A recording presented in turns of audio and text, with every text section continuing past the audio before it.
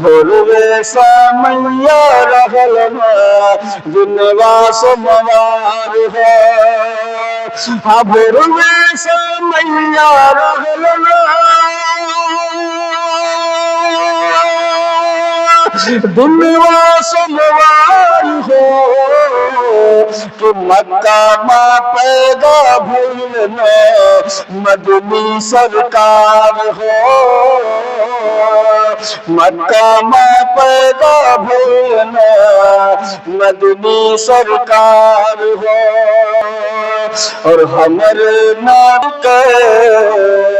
ایسن مزار ہو میرے سرکار کا روزہ ایسا روزہ ہے جہاں پر ہر روز صبح کو 70,000 فرشتے آتے ہیں درود و سلام پڑھنے کے لیے اور 70,000 فرشتے شام کو آتے ہیں اور جو فرشتہ ایک مرتبہ آ جاتا ہے اس کا نمبر دوبارہ نہیں آتا ہے۔ اس کے حوالے سے ایک شعر پڑھتا ہوں، سماعت کر لیں۔ ہمارے نبی جی کے ایسن مزار ہو ہمارے نبی جی کے ایسن مزار ہو ہمارے نبی جی کے ایسن مزار ہو کہ روز فرشتے علم 70,000 ہو روز فرشتے علم 70,000 ہو۔ اور ایک شعر پڑھتا ہوں تاریخ کے حوالے سے، تاریخ کے احباب کو چھیڑوں گا تو بہت زیادہ وقت ہو جائے گا، لیکن المختصر میں آپ اتنا سماعت کر لیں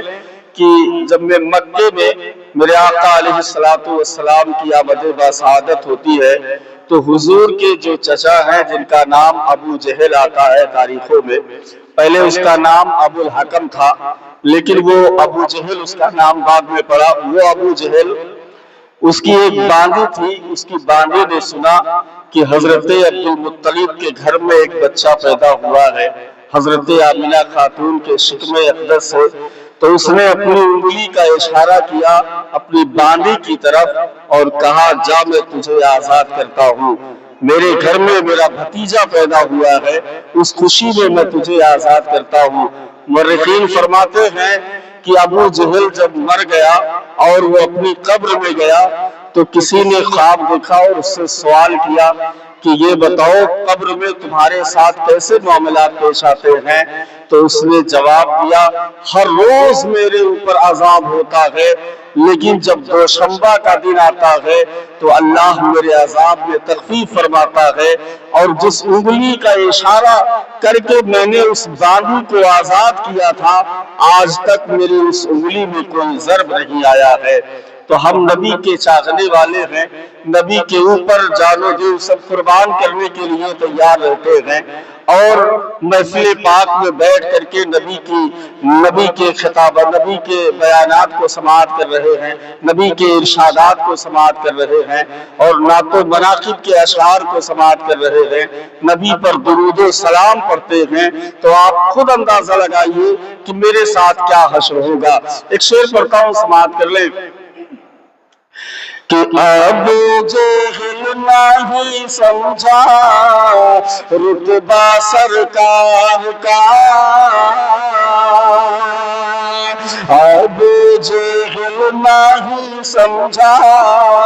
رتبہ سرکار کا، کہ ابو جہل نہیں سمجھا رتبہ سرکار کا،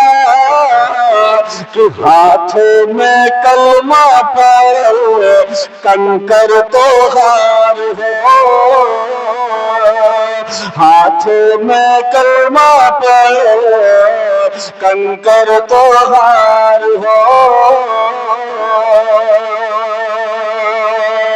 اور جب سرکار کو لے کر حضرت حلیمہ سعدیہ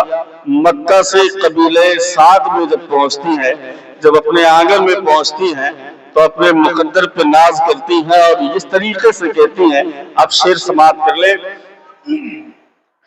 کہ چم چم چم چم چم چم کے گھر ہمار ہو، دائی ہے گدیا مالے کے بولی، دائی ہے لینا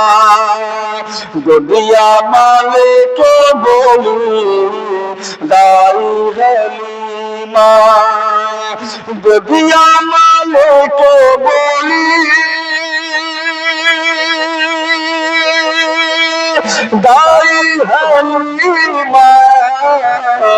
کہ چمکت ہے چم چم چم چم گھر ہمار ہو، کہ چمکت ہے چم چم چم چم گھر ہمار ہو. اور ایک شعر پڑھتا ہوں تاریخ کے حوالے سے کہ 39 مسلمان جب ہو گئے تھے دین اسلام میں، تو اس وقت جب اذان ہوتی تھی نا تو لوگ چھپ چھپ کر کے اذان پڑھا کرتے تھے. اور اس کے بعد حضرت عمر جو ہیں، جو اسلام قبول کیے ہیں، جب دین اسلام کا کلمہ پڑھا ہے آپ نے، تو آپ 40ویں مسلمان تھے. تو آپ قتل کا ارادہ لے کر کے چلتے ہیں سرکار کو، اور تلوار لے کر کے جب سرکار کے حجرے کے پاس میں پہنچتے ہیں تو صحابہ نے دیکھا کہ یا رسول اللہ عمر بڑے غصے میں آ رہے ہیں اور ان کی تلوار بڑی زبردست ہے، یا رسول اللہ اب کیا کیا جائے؟ تو سرکار مسکراتے ہیں، کہتے ہیں عمر آ رہا ہے تو آنے دو. اب حضرت عمر پہنچے اور پہنچنے کے بعد اپنے گھوڑے سے نیچے اترتے ہیں، اور اترنے کے بعد جیسے ہی رخ والضحیٰ کو دیکھا ہے، چہرے مصطفیٰ کو دیکھا ہے، تلوار چھوٹ جاتی ہے اور قدم مصطفیٰ پر گرتے ہیں، کہتے ہیں یا رسول اللہ مجھے دین اسلام کا کلمہ پڑھا دے. سرکار نے فرمایا پڑھ لو اشہد ان لا الہ الا اللہ واشہد ان محمدا عبدہ ورسولہ. حضرت عمر 40ویں مسلمان ہوتے ہیں. تو حضرت عمر جب ایمان لے آتے ہیں تو حضرت عمر کہتے ہیں یا رسول اللہ اب چھپ کر کے اذان پڑھنے کی ضرورت نہیں ہے، کیونکہ اب عمر ایمان لے آیا ہے. آج عمر یہ اعلان کرتا ہے کہ آج کعبے کی چھت پر بلال کو کھڑا کر دیا جائے اور بلال سے کہا جائے کہ بلند آواز سے اذان کو پڑھیں. دیکھتے ہیں مکے میں کتنے بہادر، کتنے بڑے بڑے سورما ہیں، جن کو مقابلہ کرنا ہو وہ عمر کی بارگاہ میں آ جائیں. ایک شعر پڑھتا ہوں سماعت کر لیں. غصے میں عمر لے کر تلوار ہو، غصے میں عمر لے کر تلوار ہو، غصے میں عمر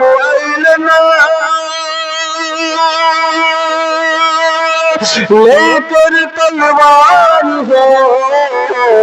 کہ دکھتے ہی کلمہ پڑھ کنکر تو ہار ہو،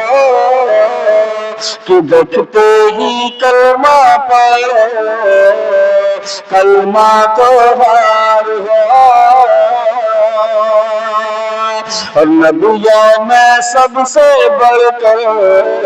بھیل سرکار ہو، نبیوں میں سب سے بڑھ کر بھیل سرکار ہو، نبیوں میں سب سے بڑھ کر بھیل سرکار ہو، کہ شاہ نام کر باتے وہ ہے مختار ہو، شاہ نام کر باتے وہ ہے مختار ہو. بھروے سمے آ رہن دنیا سموار ہو.